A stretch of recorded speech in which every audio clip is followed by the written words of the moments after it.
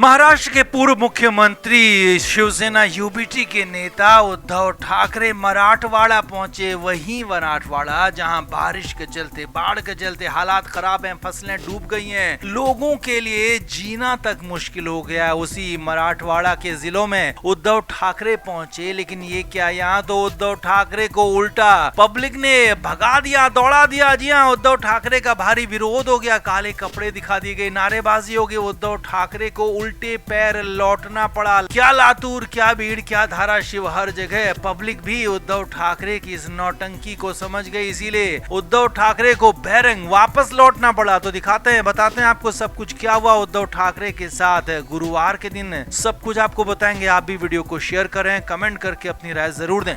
तो महाराष्ट्र के मराठवाड़ा में बारिश के चलते भारी बर्बादी हो रही है। कई गांव बारिश के चलते प्रभावित हैं, किसानों की कमर तोड़ दी है भारी बारिश ने। और पिछले 4-5 दिनों से कई जिलों में जो बारिश हो रही है, इसने हालात इतने खराब कर दिए हैं कि खरीफ की फसलों को पूरी तरह से डुबो दिया है। सोयाबीन, कपास, ज्वार की फसलें पूरी तरह से बर्बाद हो चुकी है। किसानों पर भयंकर संकट आ गया। और इसी बीच उद्धव ठाकरे ने मराठवाड़ा दौरा जाने का फैसला किया। हालांकि उद्धव ठाकरे इससे पहले ही केंद्र सरकार से 10,000 करोड़ की डिमांड मराठवाड़ा के लिए कर चुके थे, लेकिन वो मराठवाड़ा जाना चाहते थे और पहुंच गए। सुबह सुबह करीब 11:30 बजे उद्धव ठाकरे लातूर के कड़गांव पहुंचे। वहां किसानों से मुलाकात करने की कोशिश की। हालांकि वहां पर पहले से ही उद्धव ठाकरे को उनके पसंदीदा किसानों से मिलाने का कार्यक्रम रखा गया था, लेकिन वहां पर कुछ विरोधी गुट के किसान भी पहुंच गए, या कहेंगे कुछ सामान्य किसान भी आ गए, जिन्होंने उद्धव ठाकरे के खिलाफ नारेबाजी शुरू कर दी। यहाँ तक कह दिया कि जब आप मुख्यमंत्री थे तो आपने मराठवाड़ा के लिए क्या किया, तब भी मराठवाड़ा में मुश्किल आई थी, तब भी बारिश से समस्याएं हुई थी, तब आपने क्या किया। अब आप यहाँ पर राजनीति करने आए हैं, राजनीतिक रोटियां सेकने आए, ये ठीक नहीं है। यही नहीं, इसके बाद वो धाराशिव जिले के कलाम तालुका में पहुंचे तो यहाँ पर इटकुर गांव में भी उद्धव ठाकरे को भयानक विरोध का सामना करना पड़ा। ऐसा ही हाल कुछ धाराशिव जिले के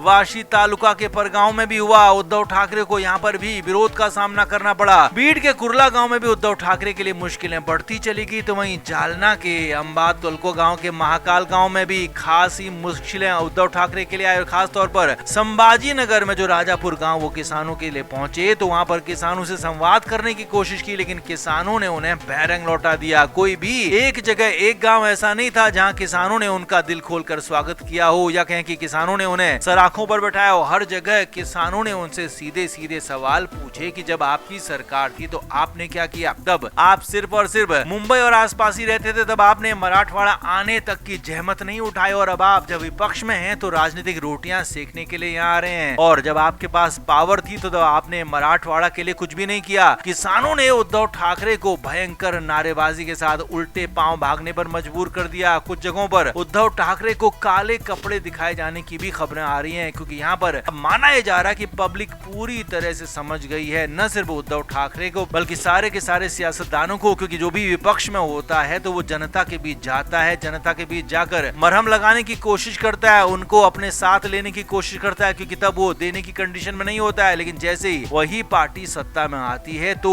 फिर गरीबों को, किसानों को सभी लोग भूल जाते हैं। और यही किसानों ने यहाँ पर किया। उद्धव ठाकरे को आईना दिखा दिया कि आप लातूर हो, बीड़ हो, संभाजी नगर हो या फिर धाराशिव हो, आप यहाँ वापस ना आए तो बेहतर होगा, आपकी सेहत के लिए, आपके लिए ज्यादा बेहतर होगा। तो कुल मिलाकर मराठवाड़ा में उद्धव ठाकरे को भयंकर विरोध का सामना करना पड़ा और विरोध के चलते उन्हें उल्टे पैर वापस लौटना पड़ा। तो आप क्या कहेंगे, क्या उद्धव ठाकरे के उल्टे दिन शुरू हो गए हैं, उल्टी गिनती शुरू हो गई? आप क्या मानते हैं, कमेंट करके जरूर बताएं, वीडियो को शेयर भी करें।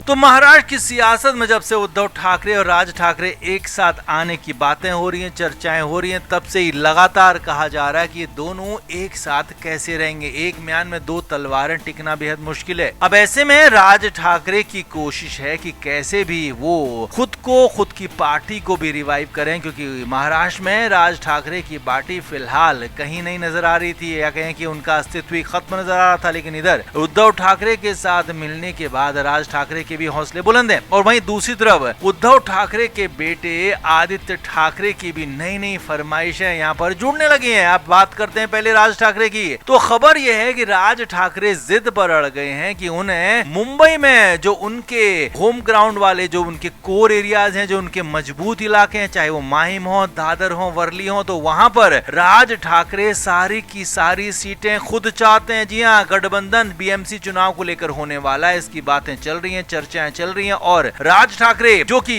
दोनों ही पार्टियां यानी कि शिवसेना यूबीटी और एमएनएस के मजबूत गढ़ हैं, दादर, वर्ली, माहिम जैसे इलाके, तो वहां पर राज ठाकरे चाहते हैं कि सारी की सारी सीटें उन्हें दे दी जाएं, क्योंकि उद्धव ठाकरे तो बाकी जगहों पर भी लड़ लेंगे, बाकी जगहों पर भी उनका संगठन है, तो ऐसे में उनको मजबूत गढ़ वाली सीटें दी जाएं ताकि वो भी कुछ बेहतर प्रदर्शन कर सकें। अब हालांकि उद्धव ठाकरे यहाँ पर मानने को तैयार नहीं है, जबकि राज ठाकरे ने कहा है कि उद्धव की पार्टी बड़ी पार्टी है, तो उन्हें बड़ा दिल दिखाना चाहिए। अब यानी कि यहाँ पर उद्धव ठाकरे फंस गए। एक तरफ तो वो राज ठाकरे के साथ गठबंधन हर हालत में करना चाहते हैं, तो वहाँ पर राज ठाकरे जिद पर अड़ गए हैं कि दोनों ही पार्टियों के मजबूत गढ़ जो हैं वहां पर राज ठाकरे को एडवांटेज दिया जाए, उनकी पार्टी को एडवांटेज दिया जाए। वहीं दूसरी तरफ उद्धव ठाकरे के बेटे आदित्य ठाकरे अपनी फरमाइश ऐसी लेकर आए हैं कि जिनसे उद्धव ठाकरे का ध्यान दूसरी तरफ भी बढ़ गया है। खबर यह है कि उद्धव ठाकरे के बेटे आदित्य महाराष्ट्र विधानसभा में नेता प्रतिपक्ष बनना चाहते हैं और इसके लिए वो खूब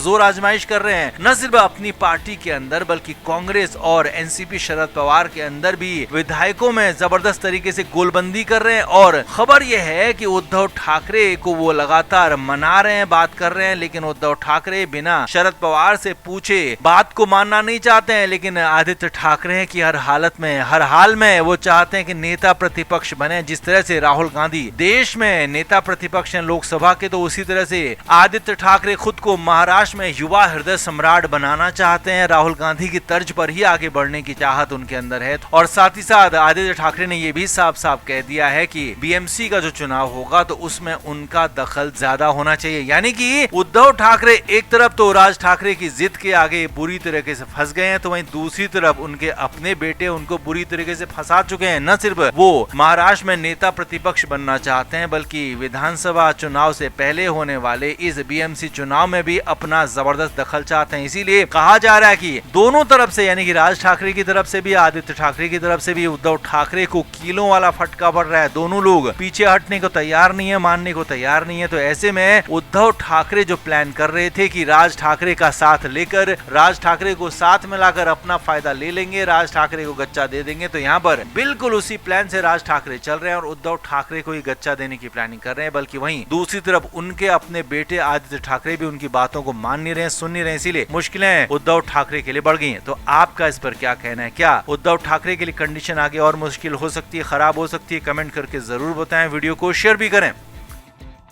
फिल्म मीडिया रिपोर्ट।